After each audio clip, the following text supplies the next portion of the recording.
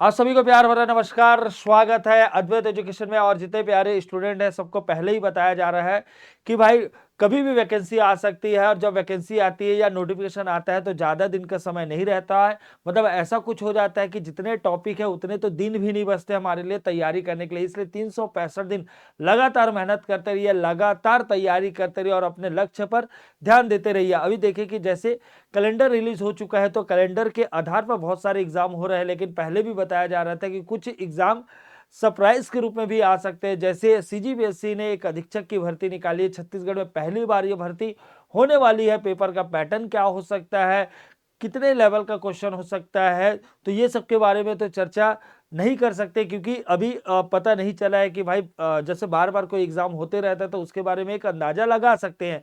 But syllabus के हिसाब से क्या क्या पढ़ना होगा, कहाँ से पढ़ना होगा, कौन लोग इसको एग्जाम दे सकते हैं, ये सारे जो महत्वपूर्ण मुद्दे हैं इस पर आज चर्चा करने वाले हैं। क्योंकि ढेर सारे बच्चों का जैसे ही हमने स्टेटस में लगाया तो बहुत सारे बच्चे हैं मैसेज कर रहे थे, सर ऐसा हो सकता है क्या, वैसा हो सकता है। तो मैं बोला भाई रुकिए, एक वीडियो बना देते हैं और सारे जितने भी आपके प्रश्न है उसका उत्तर इस वीडियो में मिल जाएगा। फिर भी कुछ बचा खुचा रहेगा तो भाई आपके पास ऑप्शन है, कमेंट बॉक्स में जाकर आप कमेंट कर सकते हैं, या जो नीचे जो नंबर फ्लैश हो रहा है उस नंबर पे आप संपर्क कर सकते हैं कि कहाँ से तैयारी करें, जो लॉ वाला पोर्शन है उसे कहाँ से हम लोग देखें। तो ये सारा कुछ आपको बताया जाएगा।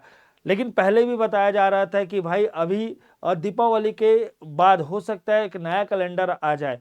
ठीक है, नया कैलेंडर आ जाए और आगामी जो भी भर्ती होने वाले हैं उसके बारे में इंफॉर्मेशन मिल सकता है। इसका मतलब सिंपल सा थॉट है कि भाई आपको तैयारी करते रहना। और आप सबको पता है कि लगातार तैयारी करने के लिए हमारा जो पतवार की जो सीरीज चली है अब नैया पार, इसमें आपको भिड़े रहना है। ठीक है, जिसने बहुत अच्छा एग्जाम अभी हाल फिलहाल में दिया हुआ तो आपको कुछ नहीं करना है, कोई भी कोर्स ज्वाइन करने की जरूरत नहीं, आपको सिर्फ और सिर्फ ये पतवार सीरीज के साथ बने रहना है। बट किसी को सिस्टमेटिक तरीके से पढ़ना है तो ये दोनों ऑफर, अमीन पटवारी वाला ये भी है और त्रिशूल बैच है ये भी है।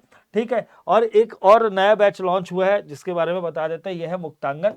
ठीक है, बैच ये आपको ध्यान रखना है, जिसमें सीजी जीके का पोर्शन रहने वाला है। सीजी जीके में आप सीजीपीएससी प्रीलिम्स मेंस हो गया है ना, या कोई भी एसआई हो गया, सीएमओ होगा, जो भी एग्जाम जिसमें सीजी का अच्छा खासा जलवा जुलूम रहेगा, अच्छा खासा वेटेज रहेगा, तो उसके लिए एक अलग से सेपरेट बैच लॉन्च किया गया जिसका नाम है मुक्तांगन।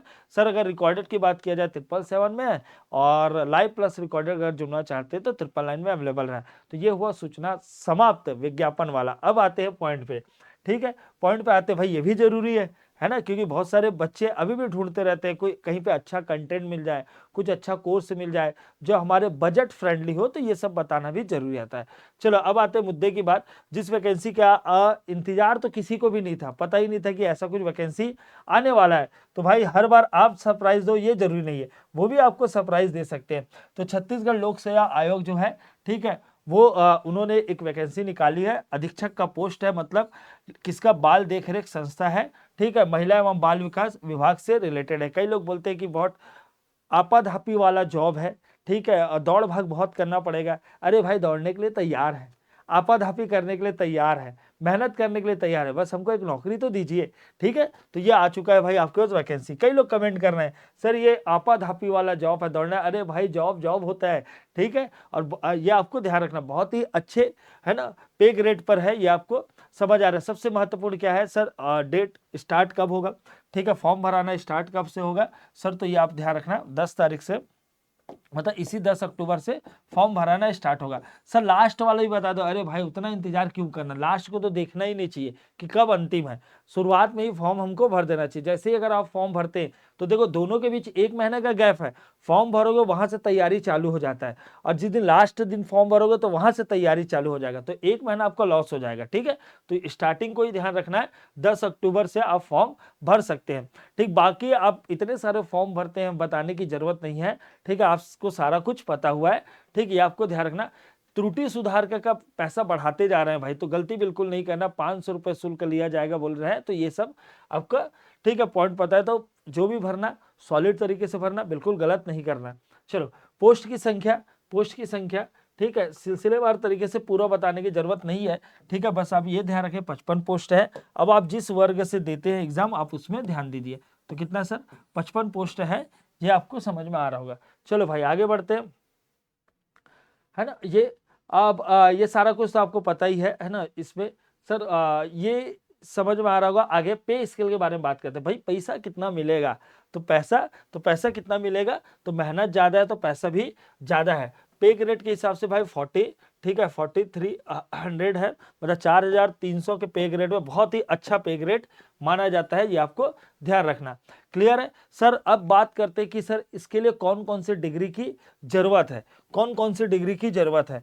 ठीक, तो ये आपको छोटा सा पॉइंट समझते हैं, लेकिन मैं आपको एक अच्छा चीज बता रहा हूं, अगर ठीक, यहाँ पे जो डिग्री अगर आप देखेंगे तो सर चाहिए एक MSW, है ना, ये आपको ध्यान रखना। ठीक है, ये आपको समाज कार्य के लिए, जैसे आप देखे होंगे परियोजना जो विभाग है, परियोजना विभाग है, उसके अंतर्गत कुछ कोऑर्डिनेटर का जॉब निकलता है। ठीक है, जो मतलब बोल सकते हैं कि संविदा नियुक्ति के जैसे ही रहता है, तो वहां पे भी MSW मांगा जाता है, जो आंगनबाड़ी और इस सब में कुछ कोऑर्डिनेटर का पोस्ट निकलता है। तो वैसे ही क्या है, ये आपको ध्यान रखना, बाल विकास में जनरली ये MSW किए वाले जो फीमेल रहते हैं वो जॉब करते रहते हैं।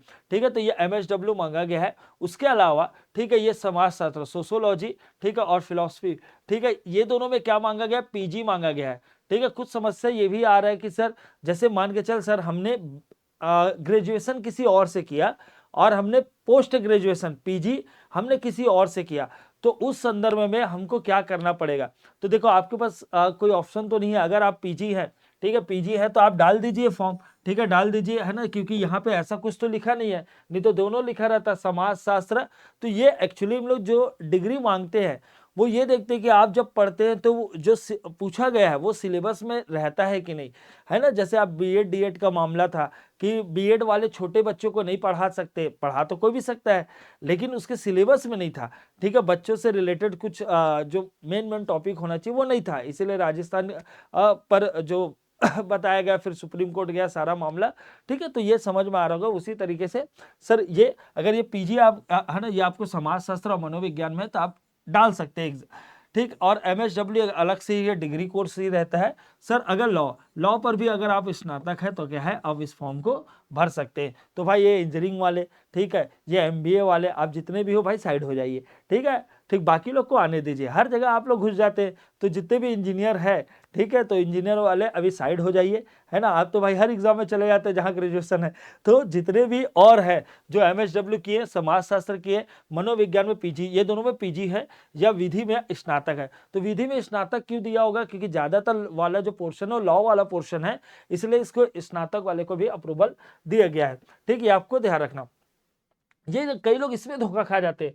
चयनित अभ्यर्थियों की नियुक्ति 3 वर्ष की, है ना, परिवीक्षा पर की जाएगी। मतलब कई लोग सर 3 ही साल के लिए जॉब मिल रहा है, अरे भाई ऐसा नहीं होता। ठीक है, हर वैकेंसी के नीचे कुछ ना कुछ ये टर्म्स एंड कंडीशन लिखा रहता है।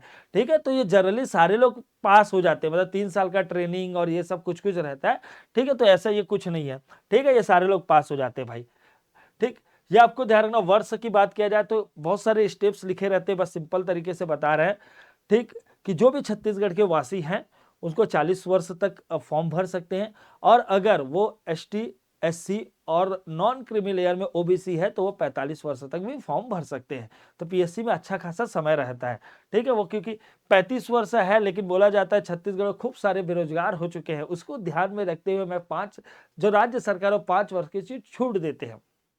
ठीक है, तो अल्टीमेट वही है 40 है, और ST SC और उसको 5 है ना, जो नॉन क्रीमी प्लेयर OBC उसको 5 वर्ष की और छूट देते हैं। बाकी कुछ डाउट रहेगा आप नीचे कमेंट कर सकते हैं।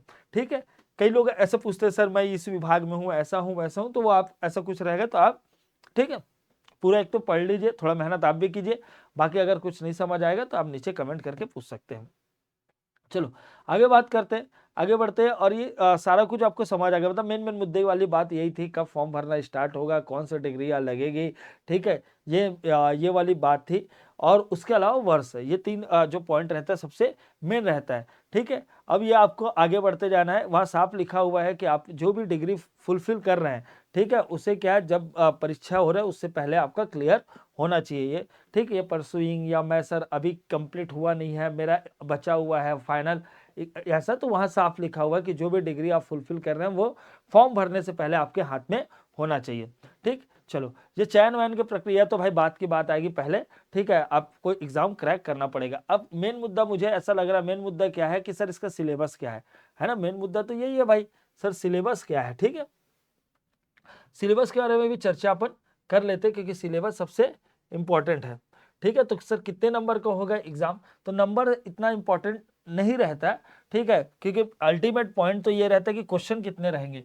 ठीक है, तो भी आप ध्यान रखना 300 नंबर का होने वाला है, 30 नंबर का इंटरव्यू है। ये अच्छी बात है कि सरकार आजकल इंटरव्यू का नंबर कम करते जा रही है, नहीं तो पहले इंटरव्यू में बहुत बड़ा खेल हो जाता था बच्चों के साथ, मतलब कई लोग अच्छे बच्चे रहते लेकिन इंटरव्यू में कम नंबर होने पर अन्याय हो जाता था, तो धीरे धीरे नंबर कम कर रहे। पीएससी में भी उसे 100 नंबर का कर दिया गया, यहाँ भी अगर देखेंगे तो कितने नंबर का, 30 नंबर का ही इंटरव्यू है ना, ये आपको ध्यान रखना। वस्तुनिष्ठ प्रश्न होगा, मतलब आप क्लियर लिखा हुआ है, ऑप्शनल क्वेश्चन होंगे। ठीक, प्रश्नों की संख्या 150 रहेगी, पीएससी जनरली 150 का लेता है और जो व्यापम है वो 100 का लेता है जनरली, कभी है ना, ये आपको, क्योंकि जैसे सीजीपीएससी जैसे प्रीलिम्स को हटा देते, सीजीपीएससी जैसे मान के चलो टेक्निकल पेपर भी ले रहा है, फॉर एग्जांपल एई का ले रहा है, एआरटीओ का ले रहा है, ठीक है, और भी अलग अलग ले रहा है, उसमें सिंपल पैटर्न यही रहता है कि जिस सब्जेक्ट पर जो पेपर होने वाला है उसके 100 प्रश्न होंगे और सीजी के 50 प्रश्न होंगे और बाकी उसमें इंडियन और बाकी नहीं रहता है ना, एप्टी रीजनिंग ये सब। चलो, तो ये भी सेम उसी तर्ज पर लिया जा रहा है, 50 प्रश्न होंगे किसके भी है, ठीक है, सीजी के लिए। तो जो मुक्तांगन वाला जो मैं कॉन्सेप्ट बता रहा था ना कि मुक्तांगन वाला कि ओनली सीजी जीएस कैसे पढ़ सकते हैं, तो भाई ये है ना सीजी है ना, सीजी जी के, तो आपको क्या करना पड़ेगा भाई, ये एक लेवल में जाके तैयारी करना पड़ेगा, ये अमीन पटवारी जैसे नहीं कर सकते जिसमें कम नंबर आ रहा है। तो उसी के लिए ये मुक्तांगन बैच लाया गया है जहां पे 50 नंबर का वेटेज रहता हो, ठीक है, सीजी का, तो उसके लिए वो लाया गया है। ठीक है, चलो सर, इसके अलावा बालकों से संबंधित सामान्य ज्ञान जो दिया हुआ है जो टॉपिक, ठीक है, वो क्या हो जाएंगे, 100 नंबर के पूछे जाएंगे, मतलब 100 प्रश्न पूछे जाएंगे तो नंबर क्या हो जाएंगे, 200 हो जाएंगे और इसके नंबर हो जाएंगे कितने भी है, 100, तो टोटल 300 हुए। ठीक है, ये आपको ध्यान रखना, मतलब मोटा माटी समझ में आ गया, 150 प्रश्न पूछे जाएंगे और वो 300 नंबर के होंगे। चलो, तो ये आपको समझ आ रहा है, मतलब 1/3 जो हिस्सा है वो किसका है, ठीक है, सीजी का है, ये आपको ध्यान रखना। और जस्ट उसका डबल वाला पार्ट, सर ये आपको पता है 1/3 वाला चलता है यहाँ पे, और जो व्यापम रहता है वहां 1/4 वाला चलता है, तो नंबर इस हिसाब से काउंट किया जाता है। ठीक, चलो ये आगे पॉइंट समझते हैं। सर ये वाला जो है, सर छत्तीसगढ़ का क्या सिलेबस है, अरे भाई छत्तीसगढ़ के सिलेबस में क्या बताना है ना, जो जनरली जो पीएससी का प्रीलिम्स का या मेंस का सारा कुछ जो मिलाकर रहता है ना वही है। ठीक है, मतलब इसका इतिहास रहेगा, ये आपको ध्यान रखना, जियोग्राफी रहेगा, आर्ट एंड कल्चर रहेगा, इकोनॉमिक्स रहेगा, ठीक, करंट अफेयर रहेगा, ये सारा कुछ रहेगा। अच्छी बात यह है कि जो नया इकोनॉमिक सर्वे आने वाला उससे पहले ये एग्जाम हो जाएगा, इसका मतलब सिंपल सा ये है कि आपको नया इकोनॉमिक सर्वे कुछ पढ़ना नहीं पड़ेगा। ठीक है, तो ये आपको लोकल बॉडीज भी दिया गया और स्थानीय शासन भी दिया गया और पंचायती राज भी दिया गया जो जनरली एग्जाम में होता है।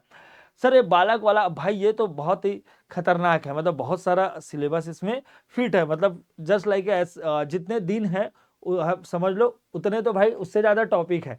ठीक, तो आपको क्या धीरे धीरे, लेकिन एक चीज, भारत का संविधान भी यहाँ मेंशन है, भारत का संविधान को भी यहाँ मेंशन किया गया। अब सर कितने नंबर का आएगा, क्या नंबर का आएगा, कौन कौन सा सेक्शन कितने नंबर का आएगा, ऐसा कुछ डिक्लेयर तो नहीं किया गया है। 5 सेक्शन में इसे डिवाइड किया गया। पहला, बालकों से संबंधित संवैधानिक प्रावधान, जस्ट लाइक जैसे है ना बाल श्रम से रिलेटेड कुछ क्वेश्चन आ सकता है। ठीक, फिर इसे किशोर न्याय से संबंधित है। ठीक है, ये आपको ध्यान, बालकों का देखरेख और संरक्षण अधिनियम 2015 में जो संशोधित हुआ वो।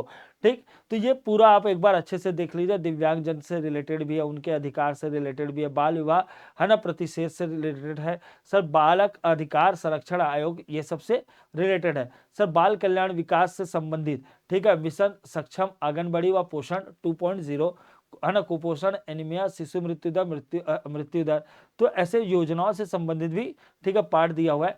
बाल संरक्षण व उसका देखभाल, जैसे है ना मिशन वात्सल्य के बारे में पूछा गया है, पीएम केयर्स योजना के बारे में, मुख्यमंत्री बाल उदय योजना के बारे में, ये सारा कुछ दिया गया है। ठीक है, तो आप पूरा देख सकते हैं। बाल मनोविज्ञान, तो जो जितने भी जो स्टूडेंट है, ठीक है, जो कभी तैयारी किए होंगे हॉस्टल वार्डन का, तो उसका जो थोड़ा सा पोर्शन है यहाँ पे, ठीक है, बताया गया है, ये आपको ध्यान रखना। ठीक, बच्चों के सर्वोत्तम हित के लिए आपातकालीन कुछ सेवाएं दी गई है, जैसे आप देखते भी होंगे कभी कभी बस के पीछे भी नंबर लिखा रहता है, आपातकालीन नंबर या चाइल्ड हेल्पलाइन, तो यहाँ पे दिया गया। तो ये यहाँ से कब चालू हुआ ये सब आ सकता है, कब चालू हुआ, कौन सी ईयर में चालू हुआ, या डायरेक्ट नंबर या मैचिंग करने पूछा जा सकता है। तो 5 जो टॉपिक है, ठीक है, उसमें इसे डिवाइड किया गया है। सर हम लोग क्या दे सकते हैं, एकदम ईमानदारी से बता रहा हूं, अगर सीजी को किसी अलग से तैयारी करना है तो मुक्तांगन बैच है, ठीक है, जो 999 पर लाइव चलेगी और 777 पर ठीक रिकॉर्डेड मिलेगी। सर ऑफलाइन जुड़ना चाहते वो भी अवेलेबल है, 2499 2499 पर ऑफलाइन अवेलेबल है। वर्क बुक दिया जाएगा, टेस्ट वेस्ट लिया जाएगा, तो सारा कुछ रहेगा।